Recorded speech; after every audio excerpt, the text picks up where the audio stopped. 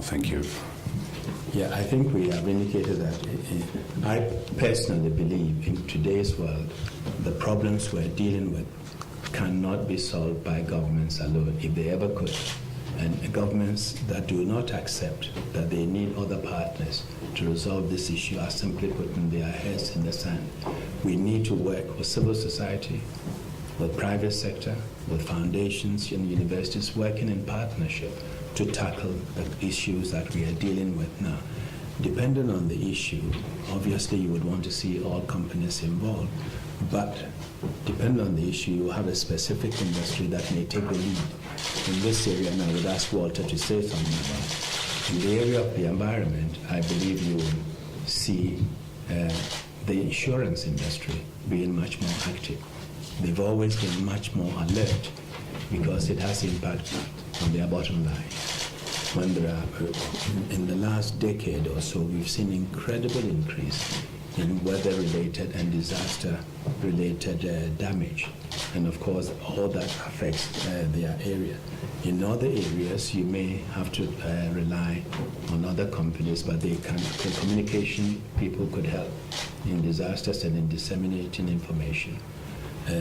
Even the financial institutions could help with some of the financial advice or microcredit issues, or in some cases helping set up banking facilities in a disaster area where people have to carry huge sacks of money to get business done and to pay salaries. And so there are areas that companies can't help. Walter, you want to say something on that?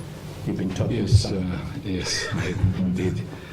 Yes, I think we have seen this year at the World Economic Forum discussing the global risk issue, to what extent the supply chains of the globalized economies are not thought yet through from all risks angles.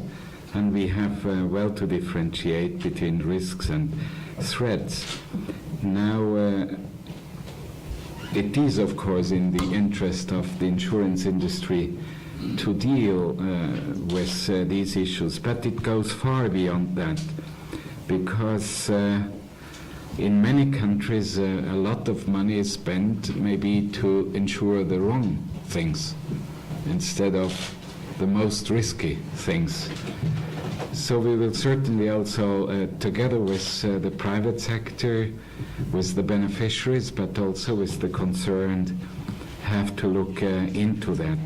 We also know, for example, in a number of countries, endeavors are going on to complement microcredits with microinsurance, and we call that not only harvest loss insurance, but also, I would say, an insurance to protect falling back into poverty. Yeah.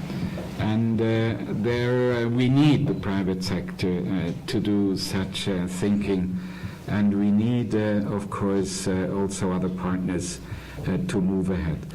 My experience over the last couple of years shows internationally that there is a much higher awareness in the private sector to all these risks and threats, and they are ready to complement resources and means to go for commonly agreed upon objectives.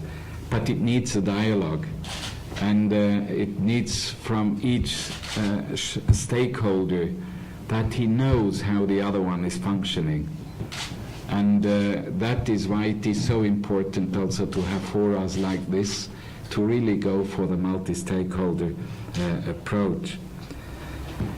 We have also addressed the issue with a number of private sector companies how to reduce the harvest losses, because still on a worldwide level about 20-25% of the harvests are lost because of let's say difficult stock or keeping those things on stock or not bringing them to the market at the same time. So I think again we have to go and look at it through the eyes of the concerned and bring around the same table those who do the business to really share not only the concerns but also the dividends of good solutions. Yes. Merci Igor Guindoy pour BBC Afrique et ce quotidien Sénégal. Monsieur le secrétaire général, une question concernant vos financements. Est-ce qu'aujourd'hui, qui sont les pays qui vous financent et que comptez-vous faire pour diversifier vos sources de financement? Maintenant, une autre question concernant la crise alimentaire aujourd'hui. Est-ce que votre forum envisage de faire quelque chose et comment vous voyez la situation? Et peut-être un commentaire, monsieur le secrétaire général, vous dites Global Humanitarian Forum. Est-ce qu'il serait insensé si on vous pose la question à savoir, est-ce que concernant des crises qui se passent par exemple actuellement au Zimbabwe ou ailleurs, est-ce que votre forum pourrait agir? Sinon, vous mettrez peut-être Global Environmental Forum. Je vous remercie. Commençons avec la dernière question. Non, le forum ne sera pas responsable pour ces genres de crises, comme aujourd'hui en Zimbabwe. En ce qui concerne la sécurité alimentaire, ce qu'on peut faire, c'est attirer l'attention du monde sur la question en indiquant que le climate change va avoir un impact encore plus négatif sur ça si on ne prend pas des mesures nécessaires pour qu'est-ce qu'on appelle l'adaptation et aider. Pour la première question en ce qui concerne le financement, je vais demander à M. Walter Fuss de répondre. Pour le moment, il y a 2 gouvernements qui ont déjà fourni des contributions et 7 qui ont montré un intérêt avec lesquels je vais commencer les négociations dès que j'ai pris mes fonctions.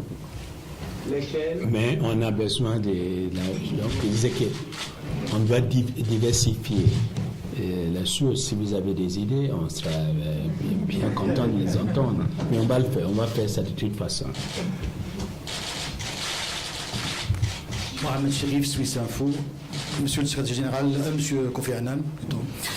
Monsieur Foust avait dit la phrase qu'il fallait. Pour le succès de ce forum, tout dépendra de comment on va traiter les crises, si on va les traiter à temps et d'une façon plus juste. Or, ce qui a prévenu ou ce qui a empêché les institutions existantes, onusiennes ou autres, de ne pas le faire, c'est la pression des puissances, la pression des groupes d'État, la pression des multinationales, ainsi de suite. Ça dépend de l'intérêt dans cette crise. Ma question, comment pensez-vous éviter tout cela pour amener tous ces gens à accepter ces solutions? Well, I think the big difference en français. Évidemment, ça fait une grande différence si vous suivez une sorte de procédure protocolaire, institutionnelle, État-État, ou mouvement à l'intérieur des différents mouvements. Je pense c'est une des raisons pour laquelle le forum veut réunir des gens dans leur capacité de personnalité, d'individus responsables et des individus qui devraient penser loin et aussi voir loin que les montagnes suisses qui sont si belles. Mais en même temps, évidemment, à titre d'individu, c'est nettement plus facile d'avoir une conversation, un dialogue pour adresser des choses que très souvent, pour des raisons protocolaires ou autres, vous n'arrivez pas à adresser. Donc, qui sont pratiquement bound to be part of any discussion. Et en plus encore, un forum pareil ne doit pas moraliser, à mon avis, ou trouver des coupables, mais doit adresser les choses et les faits tels qu'ils sont, et puis ensuite penser solutions et porter ces différentes idées pour une solution dans les processus en cours ou dans les enceintes où il y a justement des décisions à prendre.